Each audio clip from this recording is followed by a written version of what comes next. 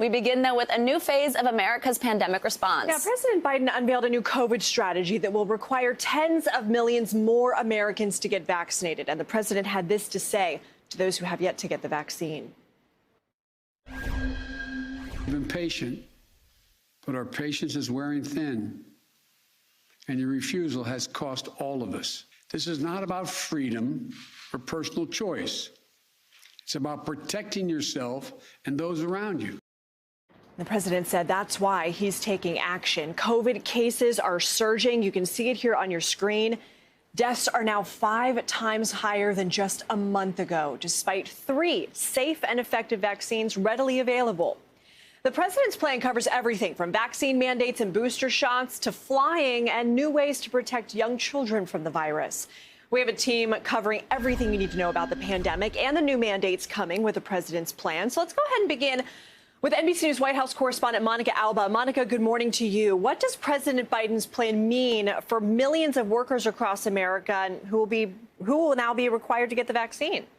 In many different industries, Lindsay, we're learning more about the president's plan. We knew he wanted to get the entire federal workforce vaccinated, but now he has signed an executive order mandating it. There won't be an option for testing instead of getting the shots. This is going to apply to contractors as well. So we're talking about millions of those. And then on top of that, 17 million healthcare workers who also will be required to be vaccinated. Anybody essentially who works in a hospital or facility like that now won't have the choice to opt out. And then on top of that, and this was one of the big headlines from his speech, any employer that has more than 100 workers will now have to comply with an emergency Department of Labor rule that is going to say either they have to be vaccinated or submit to weekly testing. So all told, taking that all together, that's going to apply to more than 100 million Americans. And this is really a president who we saw yesterday who's frustrated, he said, with the 80 million Americans who still refuse to get vaccinated. So they're hoping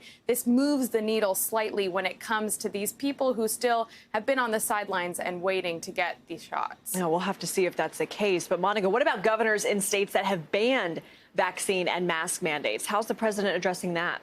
And the White House is already gearing up for legal fights across the board and political ones as well. The president did not name any names, but he wasn't shy about calling out those who he says have been playing pandemic politics. Take a listen to how he framed this aspect yesterday. Let me be blunt. My plan also takes on elected officials in states that are undermining you and these life-saving actions. Right now, local school officials are trying to keep children safe in a pandemic while their governor picks a fight with them and even threatens their salaries or their jobs. Talk about bullying in schools. Right now, only about 9 states plus the District of Columbia do require masks for kids in schools. So the president is hoping that by applying this political pressure, more governors may want to enact this or encourage localities to do this. But we already saw a lot of Republican governors really criticize what the president announced yesterday, which again is going to set up this political fight that health experts worry takes away from the major public health concern here, which is trying to really get this Delta surge down, given how transmissible the variant is. Well, Monica, we've seen this play out at work and schools, and we've also seen it up in the air. I mean, unruly passengers on flights. They don't like the mask mandate, some of them. I mean, some airlines have even moved to ban alcohol sales. We're looking now at video of some of these altercations that we've seen. What's the president's message for people who are doing this, acting out on planes? This was one of his most impassioned points, Lindsay. The president really not mincing any words, saying that these people need to be prepared to pay if they're going to break the rules. So the TSA is going to double its fines for those who don't mask up. And take a listen to the other warning the president had for anybody who chooses to do this. The Transportation Safety Administration, the TSA, will double the fines on travelers that refuse to mask. If you break the rules, be prepared to pay. And by the way, show some respect. The anger you see on television toward flight attendants and others doing their job is wrong. It's ugly. The six-pronged strategy yesterday really showing, guys, that this touches all industries, transportation, healthcare, big business, and beyond. The White House hoping this really just has some impact in the weeks ahead. Yeah, big news coming out of the White House there. Monica, thanks so much.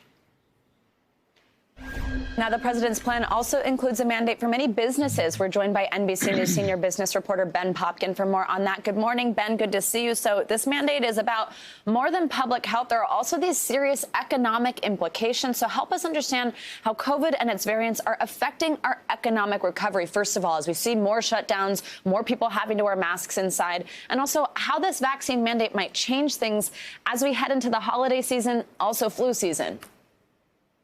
Well, after a hot vax summer, COVID and its variants brought the rain. We saw an explosion of consumer spending June and July. It was sort of like New Year's every day. But by August, Delta was putting a dent. Everything from air travel to restaurants, starting to see a steep pullback in customer demand. We also started to see drops in hiring for some of the most exposed industries, restaurants, leisure, customer service. Big picture, the economy recovering from the pandemic shutdowns is now averaging about 700,000 new jobs a month. But unemployment is still behind pre-pandemic levels. The recovery still continuing. The hope is if everyone gets vaccinated, we can get back on track to a strong economic recovery in time for that busy and bustling holiday season where retailers are already struggling with staffing levels and supply shortages. Ben, so what do businesses think about this? And, how is it going to work for them? Who's responsible for enforcing the mandate? And also, what's the cost going to be to them? Does the burden of this, of either testing their employees or any of that, fall on them? This takes the tough call off their hands and levels the playing field. So by and large, the business community response has been favorable, with the Chamber of Commerce supporting the move. Many large companies have already put in these vaccine and testing mandates for some or all employees. They have been requiring employees to show proof of vaccination before re-entering reopened offices, new hires being asked about their vaccination status.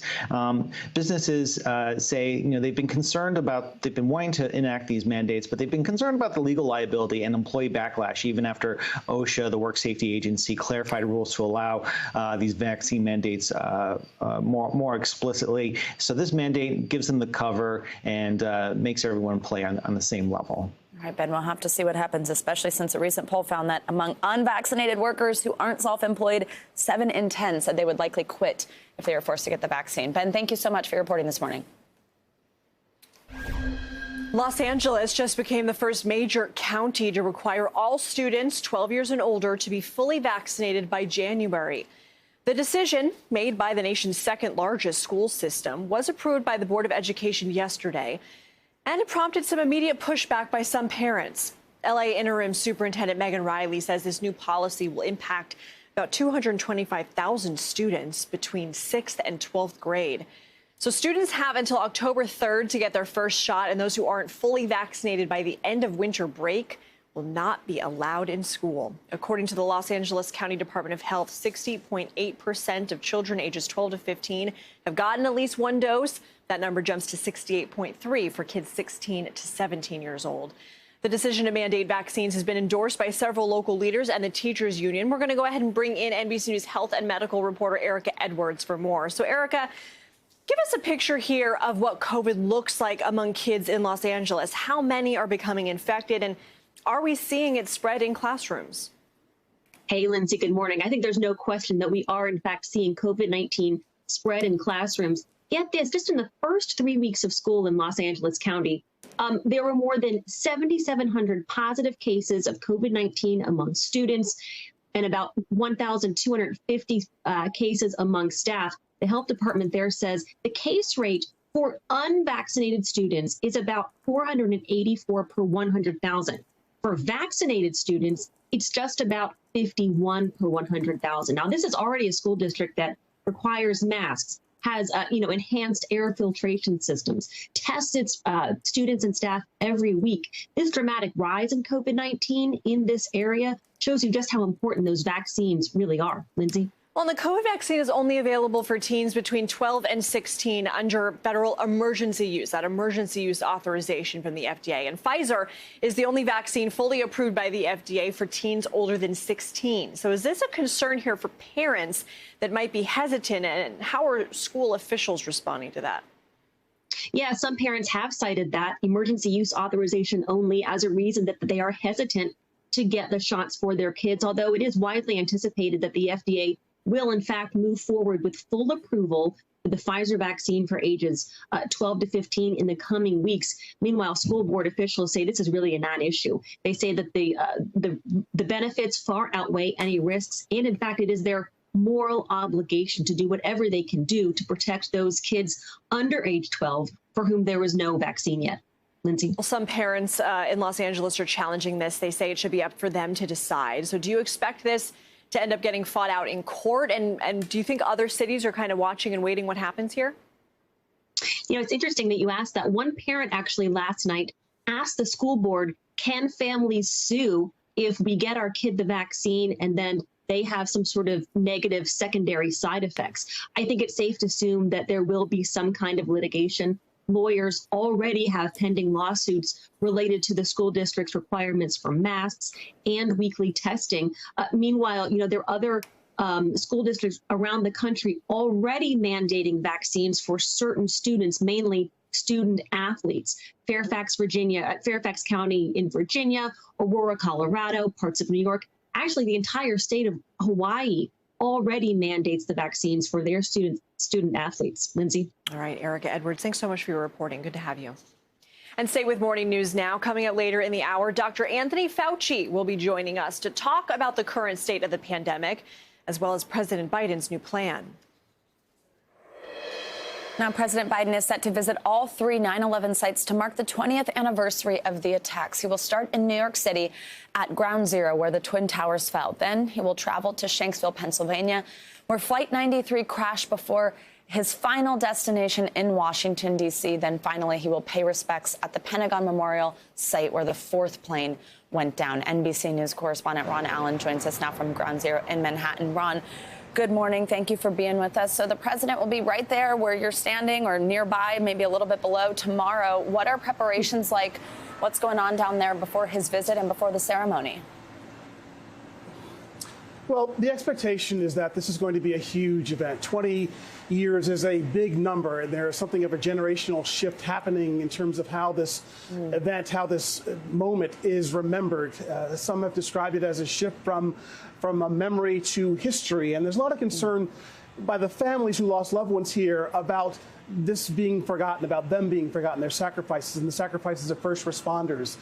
So a lot of emotion we expect here tomorrow. The reading of the names, of course, is the big moment here. It begins at 8:46 with a moment of silence, the moment when the first plane struck the first tower, and it continues for about 4 hours. And every year, listening to those names just brings back so many memories. It just causes so much reflection. This was such a profound moment in history that the repercussions of we're still feeling many, many years. Also, the lead up to this anniversary is perhaps more poignant because of the events in Afghanistan just a couple of weeks ago when 13 U.S. service members were killed, and the war came to a very chaotic and messy ending. So there are a lot of tentacles to this anniversary, a lot of aspects to it. But again, it's basically a moment to remember those who lost their lives, to reflect on the heroism of the first responders who tried to save so many lives. And that's what this is all about. And that's why so many families will be here and so many others to pay their respects and to remember, to mourn, and to grieve, and to mostly reflect about what that all means. Absolutely. That conversation of never forgetting and how are we doing with remembering is something that's certainly on a lot of people's minds, and we'll have more on that a little bit later in the hour. So what do we know about President Biden's visit tomorrow? Well, as you said, he's going to make 3 stops. He'll be here, then he'll go into Shanksville, Pennsylvania, and then to the Pentagon, along with the First Lady, Jill Biden. we're not sure what kind of remarks he will make here or at the other stops. But it's significant, of course, that the president is going to do all that. My expectation is that he will not try to make himself the news of the day. Again, the focus is on the families, is on the folks who come here to grieve and to remember those that were lost. And again, the emphasis, I think, from the White House is not to make this a political event. It's a time to bring the nation together. It's a time for unity. It's a time for coming together. And again, because this event is following the end of the Afghan war, there's a lot of, it's especially poignant. And because, again, this is 20 years. 20 years is a long time. And there's a lot of concern from family members who lost loved ones about, again, whether the nation is remembering this. There's a lot of discussion here about how to teach what happened here to current generations who weren't, in many cases, alive when this all happened. And so, but the bottom line, I think, is that 20 years is a huge number. It's a big milestone. And it's a time for the nation to come together to just again reflect on the many aspects of what happened. There's still so many unresolved issues. There are first responders who are still dying of health effects. There are only, I believe it's 40% of the families who have been given some sort of a remain that has been identified. So for many, this is still very present today, as much as it was 20 years ago. Absolutely. And I think the president was obviously going to be mindful of that. And the nation will be as we gather here tomorrow. All right. Ron Allen from Ground Zero for us. Thank you so much. In the wake of 9/11, the federal government mobilized to take on international terror in a bipartisan way. Then President George W. Bush created the Department of Homeland Security, signing the Homeland Security Act of 2002 into law just over a year after the attacks, taking aim at the threats of international terrorism coming back to American soil. Because terrorists are targeting America, the front of the new war is here in America.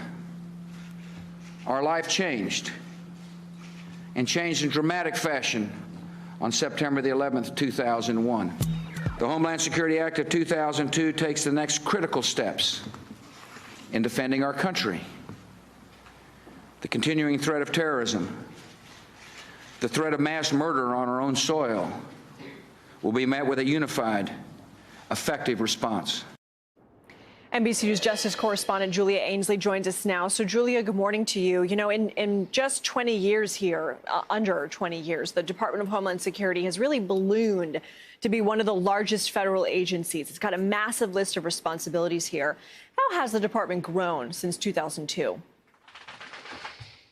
Well, it's grown immensely. They now have more than 230,000 employees, and they are also home to the nation's largest federal law enforcement agency with Customs and Border Protection. A lot of what they have taken on has more to do with immigration now. We see a lot of that kind of being their most visible front. That's what a lot of people associate with DHS. But really, when it was started, it was supposed to be an agency that brought other agencies together so that you didn't have this stovepiping. That was the buzzword back in 2001 and 2002 of intelligence, where they felt that they could have prevented 9/11 if one group of people had just communicated with the other. That's what DHS was brought on to do. But of course, the environment we're living in now is very different, and it's not clear that just bringing different agencies under one roof is necessarily going to be the answer to the threat environment we see today. And that's what I spoke about with the current DHS Secretary Alejandro Mayorkas and two former secretaries, Jay Johnson and Michael Chertoff. Julia, let's dive into that. I mean, you write that the Department of Homeland Security's responsibilities have really shifted from Al-Qaeda to really QAnon now. I mean, how has the agency adapted from tackling these international threats to domestic ones? Right. So the threat environment has changed. I mean, Mayorkas said that it's not that the foreign threat has necessarily gone away since 9/11. It's just that we have these domestic threats. For a while, like if you look at the Obama administration, there was a fear that overseas jihadi groups could be influencing people in the United States, especially via social media. Now the ideologies don't start overseas. They start here. They start with false information spreading online, things that basically would have started the January 6th insurrection riots. That kind of thing is what DHS is is paying attention to now. And it was interesting, Jay Johnson was very critical, and he thinks that the model that was used to start DHS, that very act that President Bush signed then in 2002, is now outdated, that they don't have the tools that they need to go police these threats within the United States, and that's really a job better left to the FBI, because DHS is not in the position to investigate and prosecute Americans. It's not something they were set up to do. Let's talk about some of the other criticism that they went into with you, mostly about their predecessors here. What do they have to say for the people who came before them? Well, it's very interesting. Michael Chertoff, who's one of the earliest secretaries, he was just the second. He served from 2005 to 2009, really looked at the Trump administration to say that it undercut DHS, an agency that Chertoff really helped stand up. He said that under the Trump administration, there was such an overemphasis, not only on immigration, but on cruel immigration enforcement policies. He said that they instead turned their eyes away from the domestic violence threat and really went so far as to make things worse on that front, especially with President Trump calling people on both sides good characters, saying that they could be good guys on that front as well. And so they think that Chertoff thinks that that really did not do any favors to DHS, especially as it tries to recreate itself in this day and age to try to be an agency that can combat the threat of domestic violence and domestic violent extremists and try to build trust in communities, because it's become so polarized depending on what political party you're viewing it from. Certainly. All right, Julia Ainsley, always appreciate your reporting. Thanks so much. It is time now for a check on your morning News Now weather. Bill Cairns, good morning to you. Happy Friday. Hey, happy Friday. And, tropics, we're at the peak of the season, and I keep saying, oh, we're okay. We're in the clear. And then, like, a little something kind of sneaks up at us. So here's the map, a wide shot. So Hurricane Larry's far off the coast. So we're okay, we're safe from that. Surfers are going to love Larry because this weekend there's some really big waves on the East Coast. The remnants of Mindy is heading safely out to sea. There's not much left of that. Hurricane Olaf, yes, Olaf, made landfall Cabo San Lucas last night in the Pacific. And then we got that area of interest down there in the Western Caribbean. So the Hurricane Center just had their new update out, and they're saying there's a 70% chance that this could develop into a tropical depression, all right? So then where is it going to head? Well, the Hurricane Center thinks that if it develops, it would develop in the western portions of the Gulf, all the way from this Texas coastline southwards, and then all of that rainfall would then head northwards after that. So let me take you through the forecast for the today, right through the weekend. We're fine today in South Texas, no issues whatsoever. It's actually a pretty beautiful map as far as travel goes. Just a few thunderstorms in Florida. The Northeast is as gorgeous as it can be after that rain yesterday. But all the hot conditions are in the middle of the country. Denver is expecting a record high today, 98 degrees. So it's like the peak of the summer still. And as far as the weekend goes, still okay in Texas on Saturday. Just a few storms in the deep south, a few showers in Montana. But the heat's really the story this weekend. It was 111 yesterday in Phoenix for a record high. A little cooler, 106 on Saturday. But Sunday's the day when that tropical rain, whether it's a depression or not, or a tropical storm, you're going to get soaked from Corpus Christi to Brownsville, possibly up towards Houston. We'll have to see if any of that moisture makes it into Louisiana, guys. But besides that, it's a sizzling September summer weekend. So try to find a place to stay cool. All right, Bill, that's some good news, sort of, at the end there. Better than some rain. Thank you so much. See you soon. Kinda. Yeah. Thanks for watching our YouTube channel. Follow today's top stories and breaking news by downloading the NBC News app.